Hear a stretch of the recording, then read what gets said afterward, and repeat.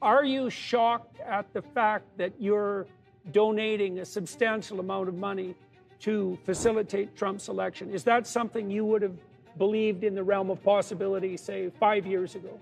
So what's been reported in the media is simply not true. So okay. I'm not donating $45 million a month to Trump. And now what I have done is I have created a PAC or super PAC, whatever you want to call it, which I simply call it the America PAC. And you want to tell everybody who's listening what a PAC is? Because people it's a political action committee. Yeah. It's an organization, it's a legal entity that can receive funding. That funding can then be used to help with political campaigns. Yep, okay. And how does that differ from a direct donation? There are specific limits on direct donations to candidates, and the PAC system is the way of putting a political structure in place that sort of runs parallel with the formal political system. And yeah, you can donate money directly to candidates. That amount is fairly small. Yeah. And you can donate a lot more money to a political action committee or a super PAC.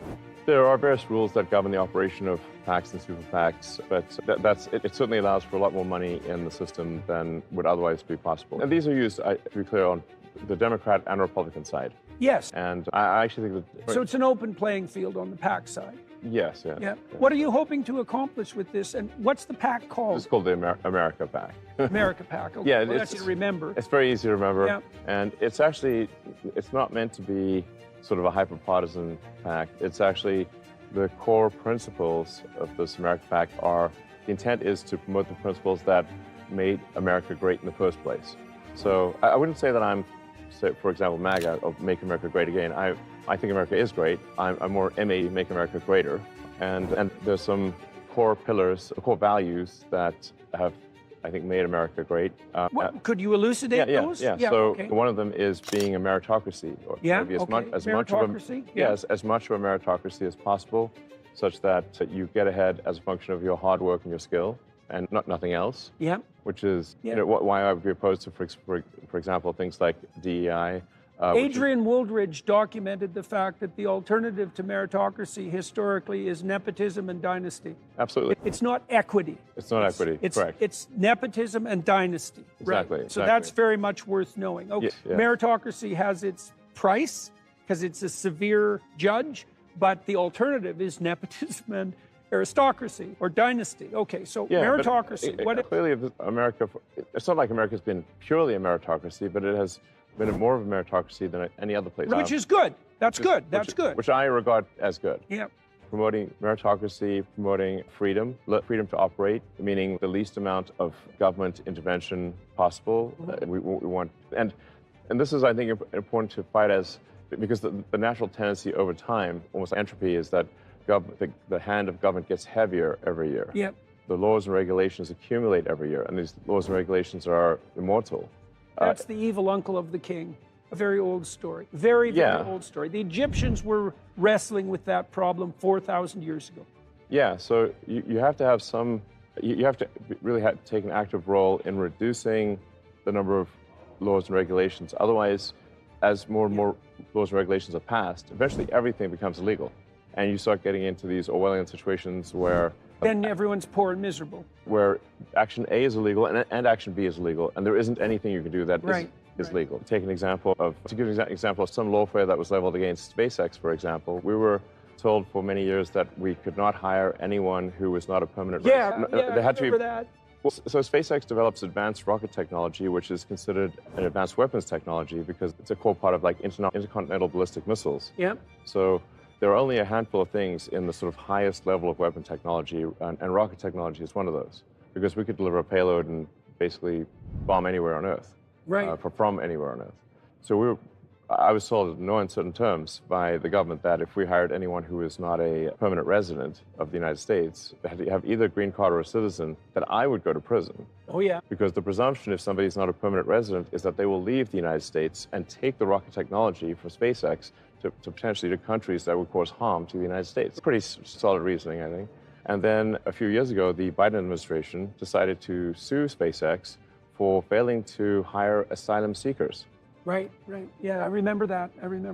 We're told on the one side that if we hire anyone who's not a permanent resident, we go to prison. Now we're told if we don't hire asylum seekers, not people who've been granted asylum, Seekers. Seekers, they aspire to asylum. They are therefore not a permanent resident, but if we don't hire them, we also go to prison. The purpose of being damned if you do and damned if you don't is to make damn sure that you're damned. Correct. So that's a kind of that seemed to be insane and unfair. And why did the Biden administration? Because they can only do so many big cases per year. There's a finite number they can. Yeah. Why would the Justice Department, of all the injustices that occur, pick this as one of their biggest cases? Yeah. Why? Why do you think? I think they probably had I don't know. There was some lawfare. I think it was I think it was political. I think it was the relationship to you. I don't know all the things, but this is before supporting Trump or anything like that.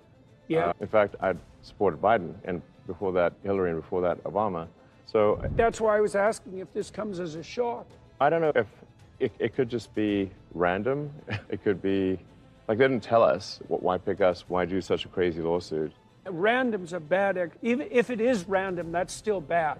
It's still bad. It's just a marker of incompetence. But if it's not random, it seems to be highly unlikely to be random. Yes, and also why attack SpaceX and not say Boeing or Lockheed? I think part of it might be that SpaceX is not unionized, and the Democratic Party in the U.S. is fundamentally controlled by the unions.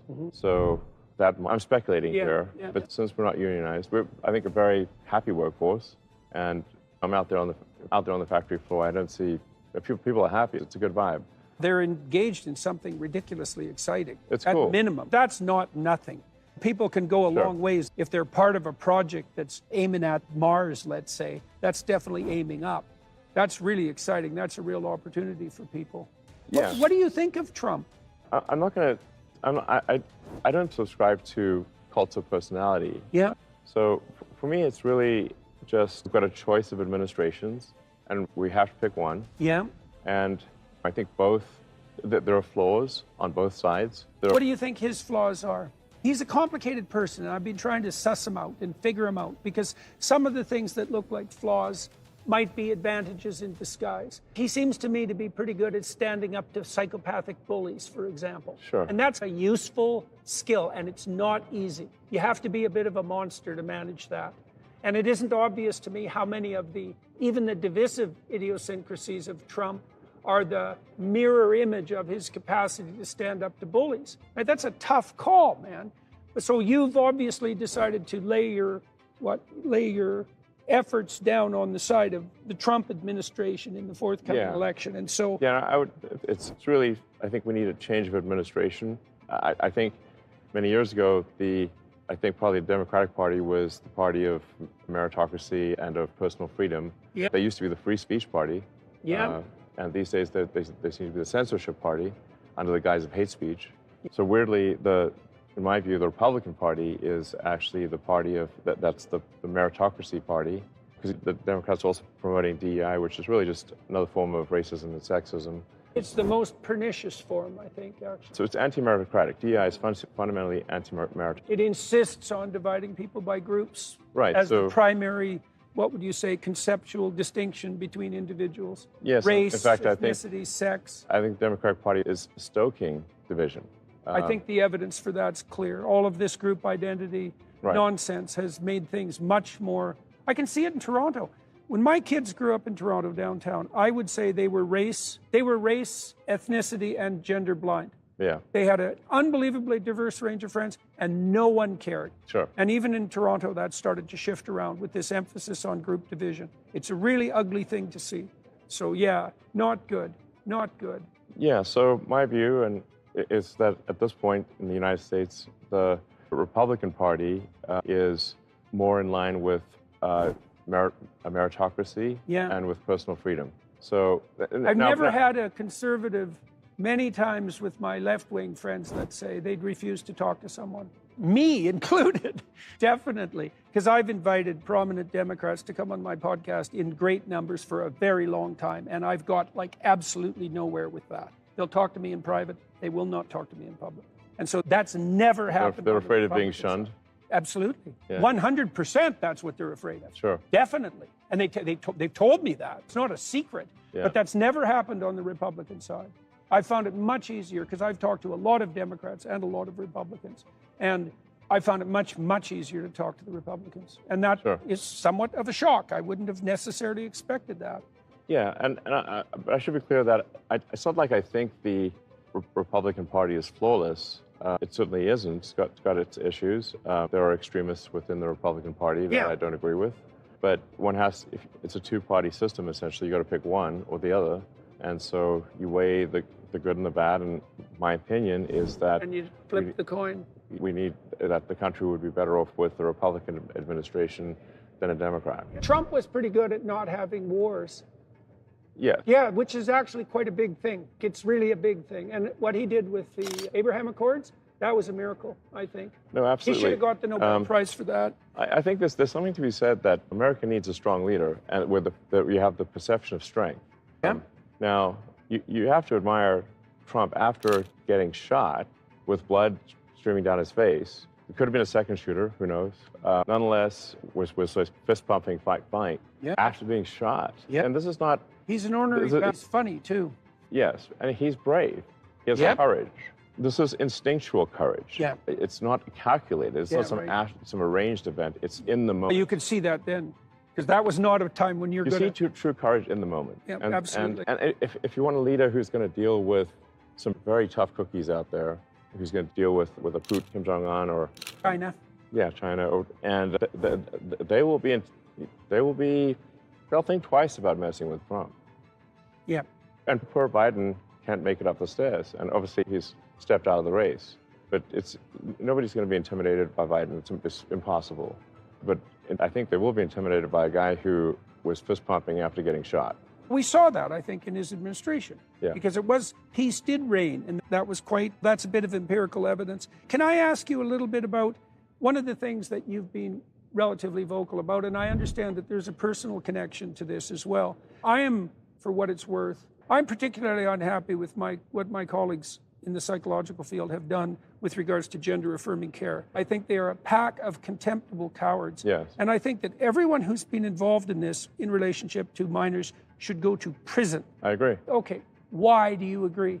What's your oar in the water in this particular... This is the worst medical and psychological malpractice I've ever seen anywhere, including what I've done, what I've studied in reference to historical atrocity. Eugenics, what do you call those, prefrontal lobotomy, even the sorts of things that were going on in Nazi Germany. At least the bloody Nazis knew it was wrong and tried to hide it. Yes. Okay, so why are you engaged in this particular battle? You said you're going to move a couple of your company headquarters out of California because of the last legislative move that Gavin Newsom pulled with regards to the trans issue.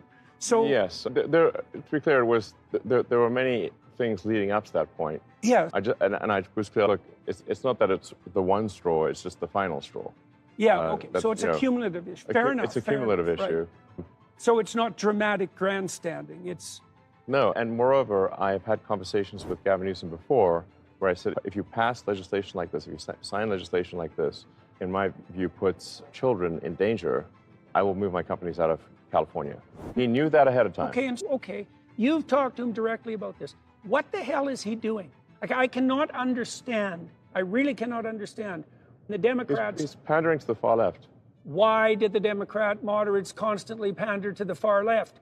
I worked with the Democrats in California for 5 years trying to get them to separate themselves from the far left.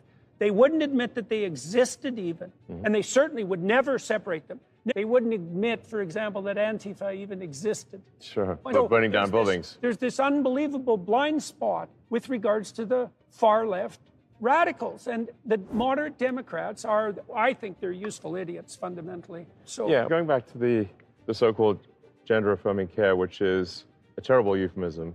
That's for sure. It's really a child sterilization is what it should be. No, there's mutilation, too. We want to make sure that amalgam is... Sure, fair enough. Yeah. It's child mutilation and sterilization. Yeah. Under the guise of gender-affirming care and compassion. Right. It's evil. Literally I can't imagine anything worse than that. Yes, it's evil.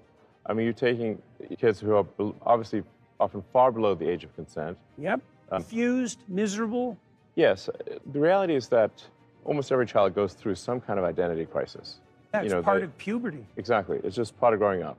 It's very possible for adults to manipulate children who are having a natural identity crisis into believing that they are the wrong gender. Yeah. And especially. Yeah. And that they need to be the other gender, or they need to be a boy or boy needs to be a girl, and that that will solve all their problems. And that will solve their problems. And then they give them sterilizing drugs, which are called also a misnomer, puberty blocker. These are sterilization drugs, so they can never have children again. Yeah. They can have double mastectomies, the mutilation. They have their forearms stripped to build non-functioning penises. Yeah, it's macabre. And we have an age of consent for a reason. That the reason you can't get, say, tattoos below age 18, or drink, or drive. There are ages at which you can do things, because if we allow children to take permanent actions when they're 10, 12, 14 years old, they will do things that they subsequently greatly regret. Yes, I've interviewed a couple of people who've done exactly that, and it's Right. damn painful. So I think doing... Why are you willing to make this an issue, do you think? Sort of like the natalist issue. It happened to one of my older boys, where I was essentially tricked into signing documents for one of my older boys, Xavier. This is before I had really any understanding of what was going on, and we had COVID going on, and there was a lot of confusion. And I was told, oh, Xavier might commit suicide if he... That was a lie right from the outset. No reliable clinician ever believed that. There was never any evidence for that. And also, if there's a higher suicide rate, the reason is because of the underlying depression and anxiety, and not because of the gender dysphoria. And every goddamn clinician knows that too. And they're too cowardly to come out and say it. And so and then we end up in exactly, when I saw that lie start to propagate, it just made the hair on the back of my neck stand up. I see. So you're telling parents that unless they agree to this radical transformation, that their children are going to die, and you think that's moral, and you think that's true. That is so pathological that it's almost incomprehensible. I can't imagine anything worse. I can't imagine a therapist doing anything worse than that, or sitting by idly and remaining silent while his colleagues are doing it. It's incredibly evil, and I agree with you that people that have been promoting this should go to prison. It won't stop till that happens. Yeah. It'll just go underground. Puberty blockers are being accessed online by kids all the time through non-medical channels. Yeah, It's not going to stop. Okay, so I see. So that's I was into doing this, and it wasn't explained to me that puberty blockers are actually just sterilization drugs. Anyway, and I lost my son, essentially. They call it dead naming for a reason. Yeah, All right, so the reason it's called dead naming is because your son is dead. So my son Xavier is dead, killed by the woke mind virus. I'm sorry to hear that. Yeah. I can't imagine what that would be like. Yeah. Yeah, and there's lots of people in that situation now. Right. It's not pretty, and lots of demolished kids. Yes. Yeah, so, that's a good reason to be the final straw. All right, so let's... So I vowed to destroy the woke mind virus after that, and we're making some progress. Join the club. Yeah.